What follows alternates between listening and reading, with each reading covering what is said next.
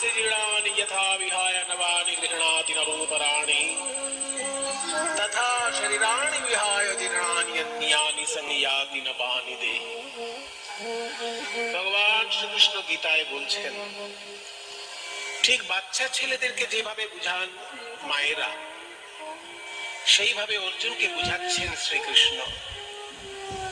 আমরা যেমন পুরনো জামা কাপড় ছেড়ে আবার নতুন জামা কাপড় পরতে ভালোবাসি, ঠিক তেমনি আমাদের আত্মা যখন দেহরূপী পোশাক পরে তখন তাকে বলা হয় জন্ম, আর দেহরূপী পোশাকটা যখন ত্যাগ করে তাকে বলা হয় মৃত্যু। কিন্তু বিষয়টা এত সহজ হলেও আমাদের মন এত সহজে মেনে নিতে চায় না। তাই শাস্ত্র বলছে, ভক্ত কখনো মুক্তি চায় না।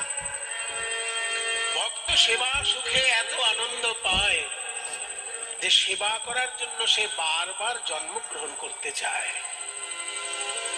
যারা যোগী বাবা, যারা ব্রহ্মজ্ঞানী, তারা ভগবানের কাছে মুক্তি প্রার্থনা করেন যে মায়ার বন্ধন থেকে আমাকে মুক্ত করে দাও, তোমার সঙ্গে আমার মিলন ঘটিয়ে দাও।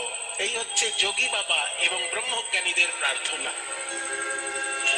কিন্তু ভক্ত যদি ব্রহ্মজ্ঞানীও হয়ে যায়, ভক্ত যদি যোগে সিদ্ধি লাভও করে, তবু ভক্ত কখনো মুক্তি চায় না। কারণ ভক্ত জানে, আমি যদি মুক্তি লাভ করে ঈশ্বরের সঙ্গে একাকার হয়ে যাই, তাহলে সেবা করার যে সুখ, সেই সুখ আমি কোনোদিন আর পাবো না। সেবা সুখে ডুবে থাকার জন্য ভক্ত বারবার জন্মগ্রহণ করতে চায়। হ্যাঁ, জন্মগ্রহণ করলেই কষ্ট আছে। জন্মগ্রহণ করলে যে কষ্ট, সে কষ্ট তারা স্বীকার করতে রাজি থাকে, কিন্তু তবু তারা বারবার জন্মগ্রহণ করেন সেবা সুখে ডুবে থাকার জন্য এবং মানুষকে সেবা শিখিয়ে দেবার জন্য তারা বারবার আসেন। তাই বিক্রম দাস নামে যিনি পরলোক গমন করেছেন, তার কথা শুনে মন খারাপ হলেও আমরা প্রার্থনা করব তিনি আবার আসবেন, কোনো না কোনো ভাবে কৃষ্ণ সেবার সঙ্গে যুক্ত থাকবেন। আরেকটি বিষয় খুব ভালো লাগলো, পলাশ বাবু বারবার যোগাযোগ করে আমাকে এখানে আসার জন্য বলেছেন। আর যে বাড়িতে আমরা বিশ্রাম নিলাম, সেই বাড়ির একটা ছোট মেয়ে মুন্নি, ওর নাম, ও তবলা বাজাতে খুব ভালোবাসে।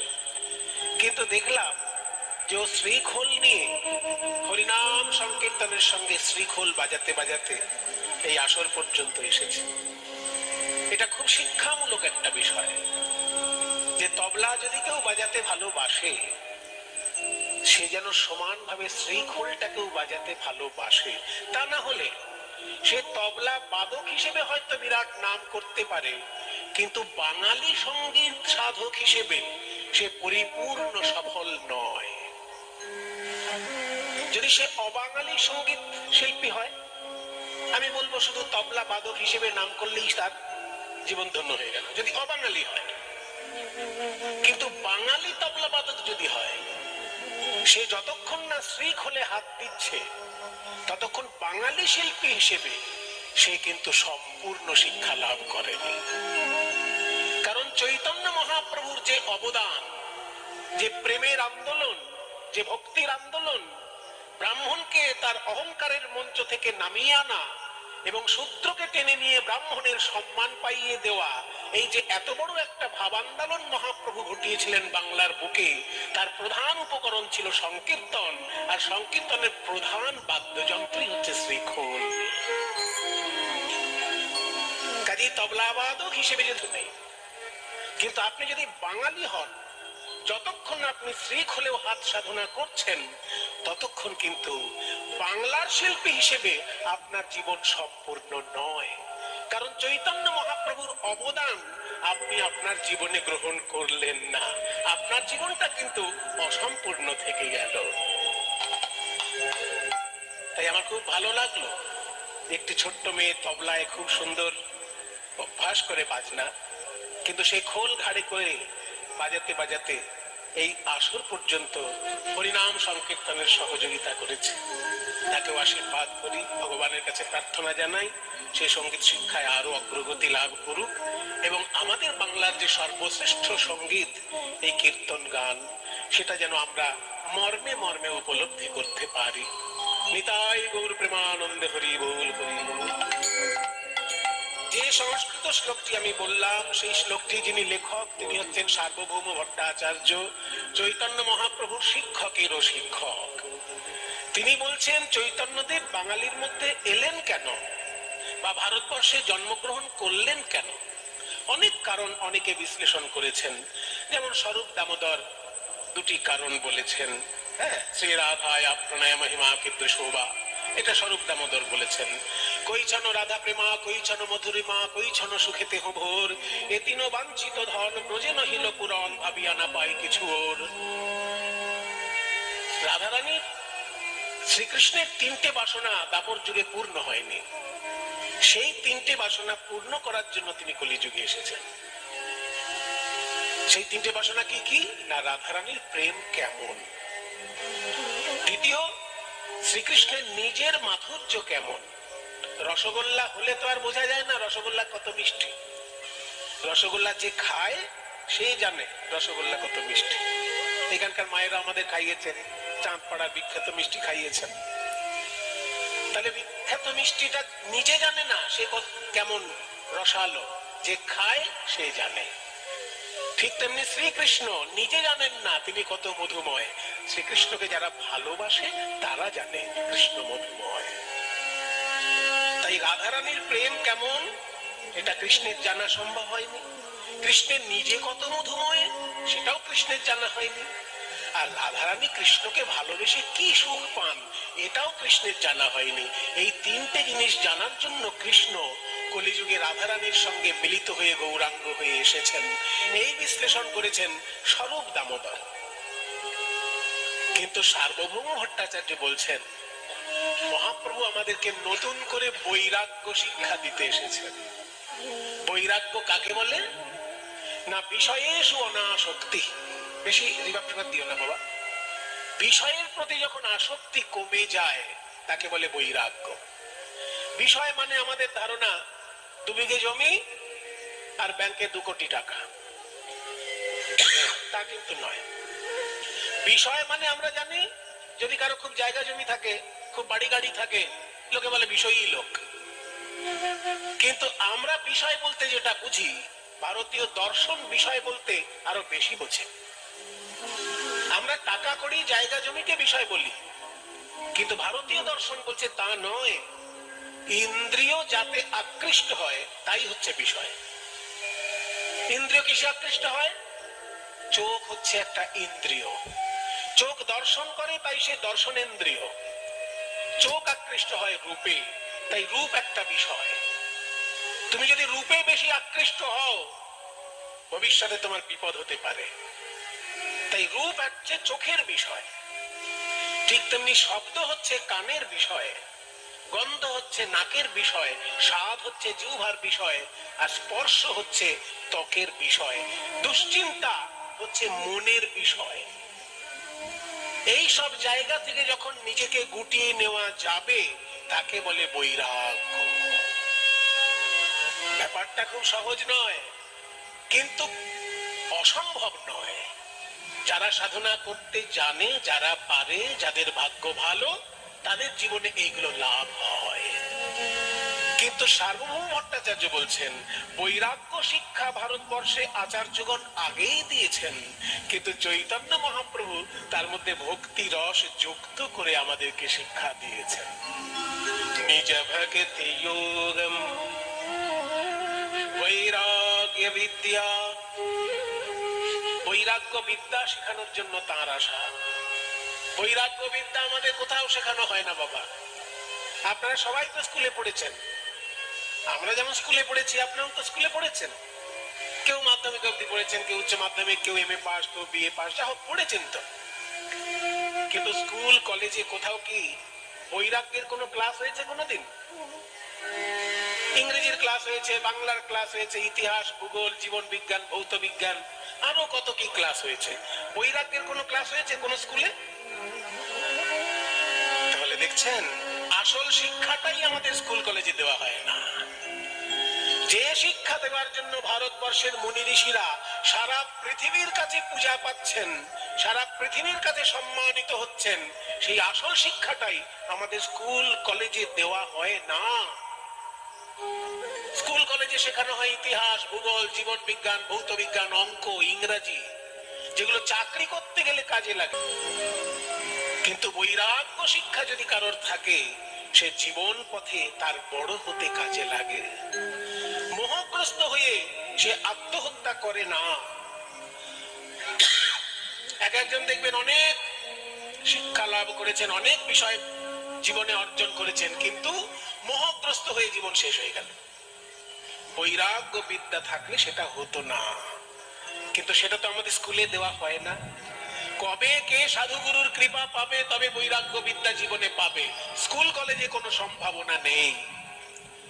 তাই চৈতন্য মহাপ্রভু সম্পর্কে সার্বভৌম বলছেন যে চৈতন্যদেব এসেছেন দুটো জিনিস একসঙ্গে আমাদেরকে শিক্ষা দিতে, বৈরাগ্য বিদ্যা, তার সঙ্গে ভক্তি যোগ।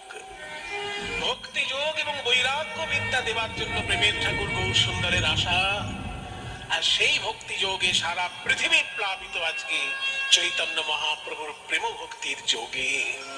নিতাই গৌর প্রেমানন্দে হরি বল, হরি বল। তাই বৈরাগ্য যার ভিতরে আসে বাবা, সে বিরহ রস আস্বাদন করতে পারে, কারণ সে জানে এই জগতের সমস্ত সুখের বিষয়বস্তুতে আসল আনন্দ নেই।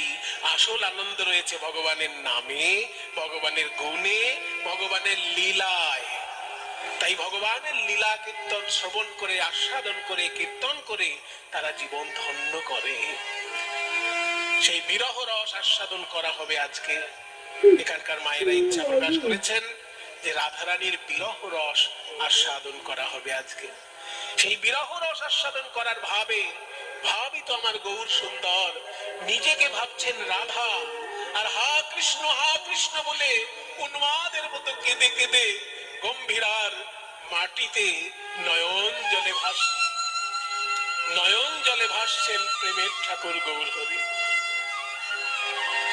কাঁদে আর রজনী পোহায়,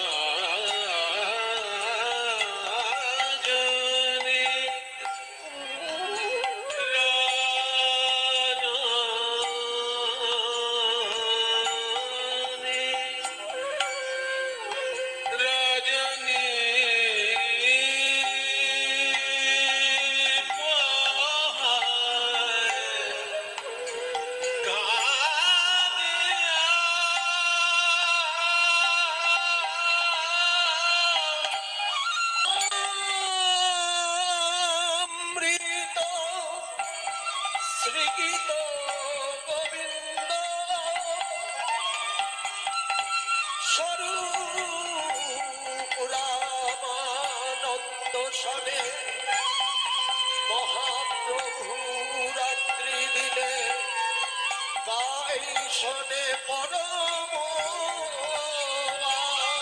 আনন্দ।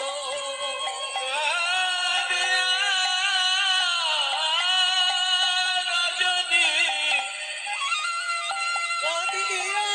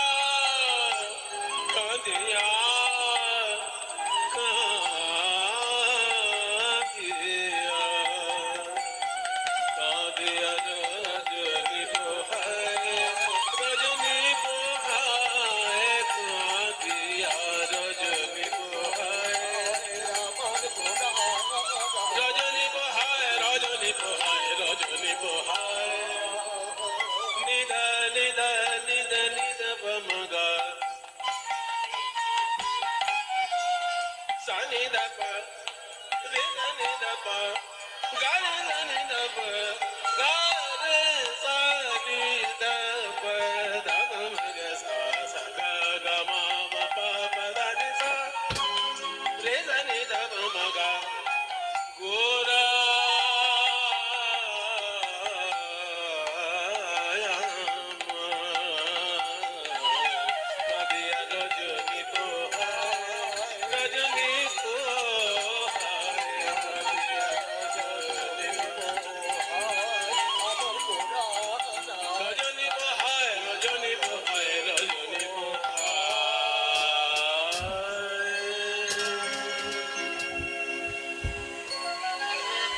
দাপর যুগে যেমন রাধারানী ললিতা আর বিশাখার কাছে ব্যথা নিবেদন করে কাঁদতেন, ঠিক তেমনি কলিযুগে রাধা ভাবে আবিষ্ট গৌর সুন্দর স্বরূপ দামোদর আর রামানন্দের কাছে কৃষ্ণ বিরহের কথা বলে নয়ন জলে ভাসে।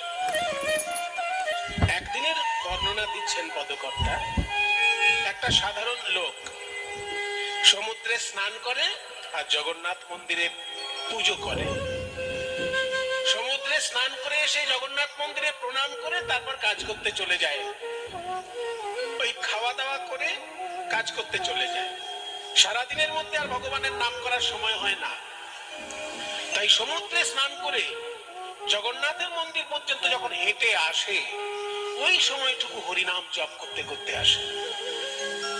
আপনারা যারা পুরীতে গেছেন তারা জানেন, সমুদ্রের ধার থেকে জগন্নাথের মন্দির প্রায় 2 কিলোমিটার রাস্তা। এই এতটা রাস্তা যখন হেঁটে হেঁটে আসে তখন হরিনাম করতে করতে আসে। ওই সময়টা আর কারোর সঙ্গে গল্প করে না। আর ওই রাস্তাটার ধারেই কিন্তু সেই মন্দির, যেই মন্দিরে মহাপ্রভু থাকতেন। মন্দিরটির নাম হচ্ছে রাধাকান্ত মঠ বা গম্ভীরা মঠ। ওই মঠের পাশ থেকে যখন হরিনাম গাইতে গাইতে আসছে, একটু উচ্চ স্বরে হরিনাম হয়ে গেছে, আর সেই হরিনাম মহাপ্রভুর কানে এসে পৌঁছেছে। অমনি উন্মাদের মতো মহাপ্রভু ছুটে এসে লোকটির পায়ের কাছে পড়েছেন। উন্মাদের পায় গোরা ছুটে ছুটে ধায়, উন্মাদের পায় গোরা ছুটি ছুটি ধায়, আমায় বলে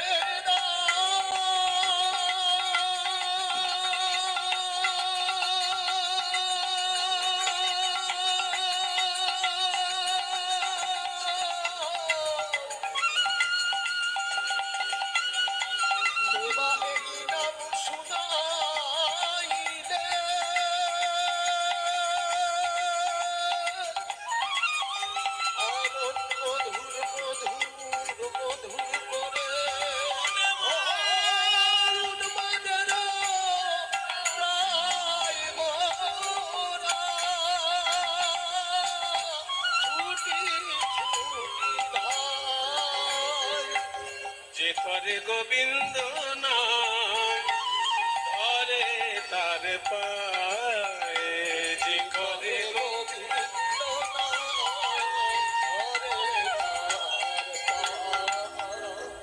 একটু আগেই আমি বলেছি বাবা, যে লোকটি হরিনাম গাইতে গাইতে আসছে ও কিন্তু খুব বড় সড়ো ভক্ত নয়, সাধারণ মানুষ, খেটে খাওয়া সাধারণ লোক। সারাদিন ভগবানের নাম করতে পারবে না বলে ওই স্নান করে খাওয়ার আগে সময়টুকু হরিনাম করছে। তবে এইটুকু খবর রেখেছে, যিনি কৃষ্ণ তিনিই জগন্নাথ আর তিনিই চৈতন্য মহাপ্রভু। তো সেই চৈতন্যদেব যখন এসে পায়ের উপর পড়েছে ভাবাবিষ্ট হয়ে, তখন লোকটি তো অবস্থা একেবারে শোচনীয়। প্রভু আপনি কি করছেন? আমাকে ছেড়ে দিন, আপনি আমার পায়ে হাত দিলে নরকেও আমার জায়গা হবে না। নাম করেছো তুমি, আমাকে বলতে পারবে আমার কৃষ্ণের সংবাদ? জানো যদি আমায় বলে দাও গো, জানো যদি আমি কোথায় গেলে পাবো তারে, যার নাম শুনাইয়ে পাগল কইলে। কোথায় গেলে পাবো তারে, নাম শুনাইয়ে পাগল কইলে। জানো যদি আমায় বলে দাও। এত বলি গোরা চাঁদের লোরে নয়ান ভাসে ভাসে ভাস পড়ল মনে কহে বাসু ঘোষে। সবাই মিলে এসে চেপে ধরেছে বাসুদেব ঘোষকে। বাসুদেব, তোমার কত বড় ভাগ্য, তুমি মহাপ্রভুর কাছে কীর্তন শিখেছো। মহাপ্রভুকে নিয়ে তুমি কীর্তন লেখো, নিজে গাও। তুমি মহাপ্রভুর ছাত্র, মানে গানের ছাত্র।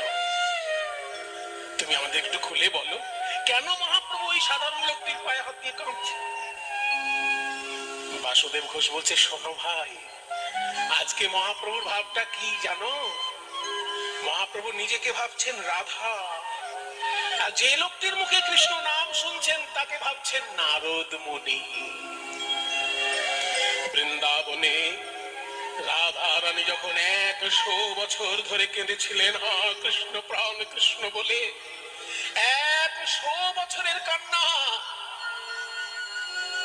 সেই 100 বছরের কৃষ্ণ বিরহ গৌরসুন্দরের হৃদয়ে উদয় হয়েছে। তারপর যখন নারদ মুনি এসেছিল, রাধা রানী কেঁদে বলেছিলেন, হে নারদ, আমার প্রভুর সঙ্গে কি আমার মিলন হবে না? নারদ বলেছিল, রাধে, তোমার সঙ্গে তোমার বন্ধুর যদি মিলন ঘটাতে পারি তবেই আমার নাম নারদ। নারদ মুনি ব্যবস্থা করেছিলেন রাধা কৃষ্ণের মিলন ঘটানোর। কৃষ্ণ কৃষ্ণ বলি কাঁদে বাহু তুলি, বলে বধু গেল কোথায়? মৃত্তিকায় উপরে শ্যামের মূর্তি আঁকিয়া তার সনে কহে কথা। বদন আঁকতে গিয়ে বদন আঁকতে পারলেন না, চরণ আঁকতে গিয়ে চরণ আঁকতে পারলেন না। কোথা থেকে শুরু করলেন? এই যে কোমর থেকে আঁকা শুরু করলেন। কোমরকে ভালো ভাষায় বলে কোটি, তবে বানানটা কয়কার টয় হর্ষি নয়।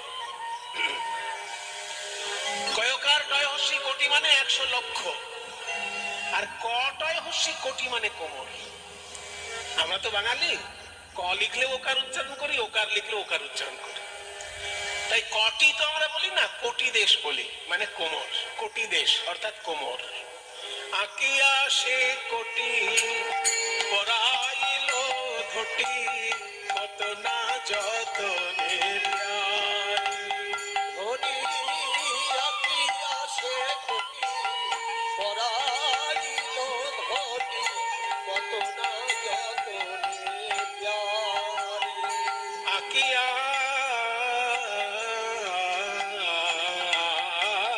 সে কোটি। এই না কোমর থেকে আঁকা শুরু করেছে। ললিতা বিশাখা বলে, রাধে, তুই তো রাজকন্যা, তুই বড় বড় গুরু ধরে অঙ্কন বিদ্যা শিক্ষা করেছিস।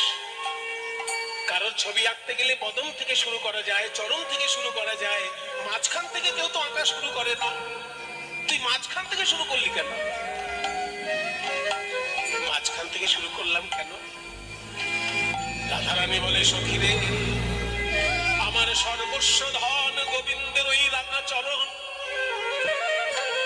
তাই ভেবেছিলাম চরণ থেকে চিত্র অঙ্কন করব, কিন্তু আবার ভেবে দেখলাম গোবিন্দের চরণ ছিল তাই সে ব্রজ ছেড়ে চলে গেছে।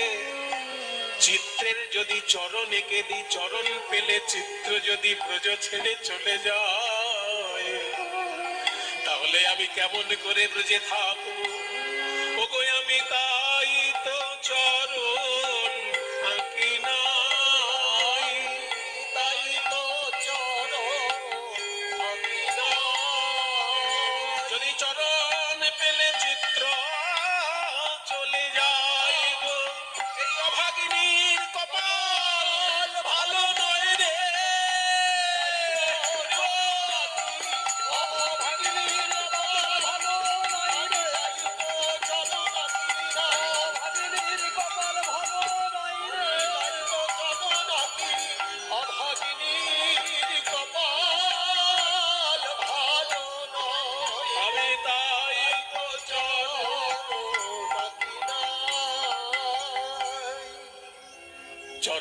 তখনই কেন না চরণ পেলে যদি কৃষ্ণ ছবিটাও ব্রজ ছেড়ে চলে যায়।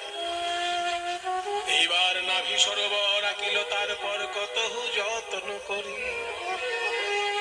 যখনই ভূতের উপরে নাভি অঙ্কন করেছে ভেবেছে তাহলে ছবিটা উপরের দিকেই যাচ্ছে। এইবার কি আঁকলেন, সুন্দর করে হাত দুটি অঙ্কন করলেন, হাত বাহু, বাহু দুটি আঁকি ছল ছল আঁকি মুরলি দিল সে করে। বাহু আঁকি ছলো ছলো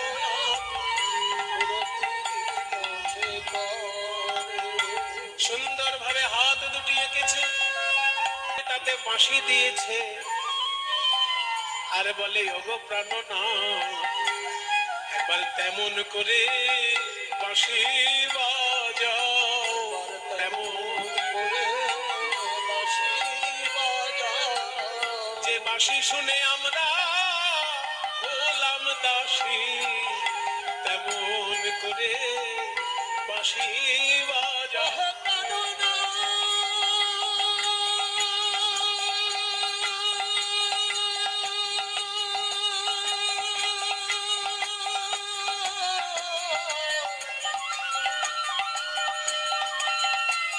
মধুর তানে বাজাও বাঁশি,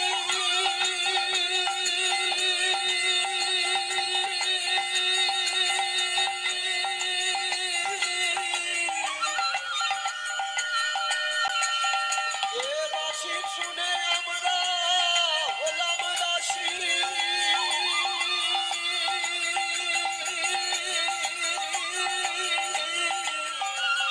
যে বাঁশি শুনে আমরা হলাম দাসী, একবার সেই বাঁশি শুনে গোপীর লাগতো ফাঁসি। বাঁশি শুনে হলাম দাসী, বাঁশি শুনে গোপীর লাগতো ফাঁসি। বাঁশি শুনে গোপীর লাগতো দাসী, বাঁশি শুনে গোপীর লাগতো ফাঁসি। তেমন করে বাঁশি বাজাও। এবার কুম্ভকণ্ঠ কিবা অপরূপ শোভা বদন আঁকিল পরে। কুম্ভকণ্ঠ, কুম্ভ মানে কি মায়েরা? কুম্ভ মানে হচ্ছে শঙ্খ। আপনাদের ঠাকুর ঘরে যে শঙ্খ আছে না, ওই শঙ্খ যে একটু দামি ভালো শঙ্খ কিনবেন, দেখবেন বড় বড় শঙ্খগুলোর ওই মুখ থেকে গোল গোল করে ভাঁজ ভাঁজ দাগ আছে, মুখের দিকটাই শুরু করে ওই যে গোল গোল ভাঁজ ভাঁজ দাগ, ওই রকম গোবিন্দের গলাটায় গোল গোল ভাঁজ ভাঁজ দাগ আছে। তাই শঙ্খর সঙ্গে গোবিন্দের গলাটির তুলনা করা হয়েছে। গোবিন্দ আমার হাতে শঙ্খ নিয়ে থাকতেন সারাক্ষণ। কেন? হাতের শোভা বর্ধন করার জন্য নয়, যুদ্ধ ঘোষণা করার জন্য তিনি হাতে শঙ্খ রাখতেন। অন্যায়ের বিরুদ্ধে লড়াই করার জন্য, সকলকে শিক্ষা দেবার জন্য গোবিন্দের হাতে শঙ্খ। যেখানেই অন্যায় দেখবে, যেখানেই 2 নম্বরই দেখবে, যেখানেই অত্যাচার দেখবে, যেখানেই ষড়যন্ত্র দেখবে, অমনি তার বিরুদ্ধে লড়াই করবে। এই দেখো আমি নিজে হাতে শঙ্খ রেখেছি। ওই কুরুক্ষেত্রে দুর্যোধনের বিরুদ্ধে পাণ্ডবদের লড়াইয়ে শঙ্খধ্বনি করে সেই লড়াই শুরু হয়েছিল। যুদ্ধ শুরু হতো শঙ্খধ্বনি করে। তাই অন্যায়ের বিরুদ্ধে লড়াই করার জন্য শ্রীকৃষ্ণের হাতে শঙ্খ, আর তার গলাটাও দেখতে শঙ্খের মতো। কুম্ভকণ্ঠ কিবা অপরূপ শোভা বদন আঁকিল পরে। এবার সুন্দর করে চাঁদ বদন অঙ্কন করে সেই বদনে বদন দিয়ে কথা বলছেন। কি কথা বলছে গো? বদন আঁকিয়া শ্যামের বদন আঁকিয়া মুখে মুখ দিয়া তার সনে কহে কথা। শ্যামের বদন আঁকিয়া মুখে মুখ দিয়া তার সনে কহে কথা। কি কথা বলছে প্রাণনাথ? এই দাসীর কথা কি মনে পড়ে না?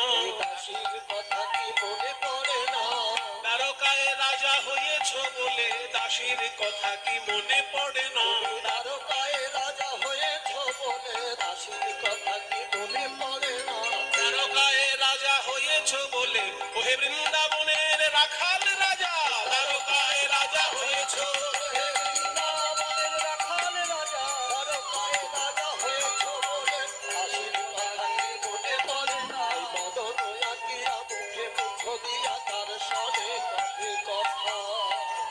সুন্দর পদ যিনি রচনা করেছেন মা, তার নাম ছিল যদুনাথ চক্রবর্তী। কিন্তু বৈষ্ণব ধর্ম শিখিয়েছে ব্রাহ্মণকে অহংকার থেকে নিচে নেমে আসতে। তাই যদুনাথ চক্রবর্তী হয়েও তিনি পদ লেখার সময় যদুনাথ দাস লিখতেন। দাস লিখতেন। অহংকার ত্যাগ করে দাস না হতে পারলে কৃষ্ণচরণ পাওয়া যায় না। তাই যদুনাথ যদুনাথ কয়ে ওহের সময় আসিয়া দেখো হেথা, আসিয়া দেখো হেথা। ওই যদুনাথ কয় ওহেরা সময় আসিয়া দেখো হেথা, আসিয়া দেখো হেথা। একবার এসে দেখে যাও, একবার এসে দেখে যাও, তোমার প্রেমময়ীর কি যে দশা, একবার এসে দেখে যাও। প্রেমময়ীর কি যে দশা, একবার এসে দেখে যাও। রাধারানীর কি রাধারানীর দশার সঙ্গে কারোর তুলনা করা যাবে না।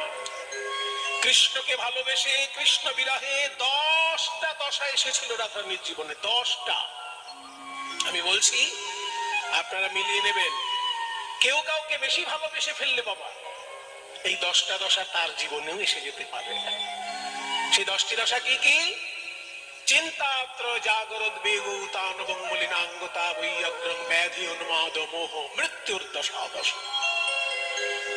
10টি দশার মধ্যে চিন্তা দিয়ে শুরু হয় আর মৃত্যু দিয়ে শেষ হয়। প্রথমে চিন্তা, রাম গোবিন্দ কবে আসবে, আর কবে আসবে, আর কবে আসবে, এই যে চিন্তা। তারপর জাগরণ, কৃষ্ণ বিরহে রাতে ঘুম আসছে না, জাগরণ দশা। তারপর উদ্বেগ, তৃতীয় দশা উদ্বেগ দশা। তানবং মানে শরীরটা পাটকাঠির মতন রোগা হয়ে গেছে রাধারানীর, মলিনাঙ্গতা, সোনার বর্ণটা কালো হয়ে গিয়েছে, একে বলে মলিনাঙ্গতা। তারপর বৈয়গ্রং, ব্যগ্রতা আরো বেড়ে গেছে, কবে আসবে প্রাণনাথ, কবে আসবে, ব্যগ্রতা বৈয়গ্রং। তারপর ব্যাধি, বিরহ বেশি হলে তার ব্যাধি হয়, মাথা ব্যথা করে, গায়ে জ্বর আসে, পেট ব্যথা করে, নিঃশ্বাস নিতে পারে না, নানা রকম ব্যাধি তাকে আক্রমণ করে, ব্যাধি। তাতেও যদি মিলন না হয় তখন উন্মাদ। দেখবেন রাধারানী গরুর সঙ্গে কথা বলছে। মথুরা থেকে যদি কোনো গরু আসে বৃন্দাবনে, তাকে জিজ্ঞেস করছে, ওরে গরু তুই তো মথুরা থেকে এসেছিস, আমার প্রাণ গোবিন্দকে দেখেছিস? তার মানে সেখানে উন্মাদ দশা প্রকাশ পেয়েছে রাধারানী। তমাল বৃক্ষকে শ্যাম সুন্দর মনে করে কথা বলছেন রাধারানী, তমাল গাছকে শ্যাম সুন্দর মনে করে, এটা উন্মাদ দশার লক্ষণ। তাতেও যদি মিলন না হয় তখন হচ্ছে মোহ দশা, অর্থাৎ চোখ খোলা আছে কিন্তু কিছু দেখতে পাচ্ছে না, কান খোলা আছে কিছু শুনতে পাচ্ছে না, মোহ দশা। তাতেও যদি মিলন না হয় তখন মৃত্যু দশা এসে যায় রাধারানী। মৃত্যু দশার লক্ষণ কি? 3টে লক্ষণ। চক্ষু স্থির হয়ে গেছে, নারী স্পন্দন শিথিল হয়ে গেছে, স্পন্দন শিথিল হয়ে গেছে, আর নাক দিয়ে নিঃশ্বাস পড়ছে না। এইরকম অবস্থা দেখলে আর কেউ সহ্য করতে পারে না, সখীগণ তাড়াতাড়ি তখন মিলনের ব্যবস্থা করে। এই 10টি দশা রাধারানীর।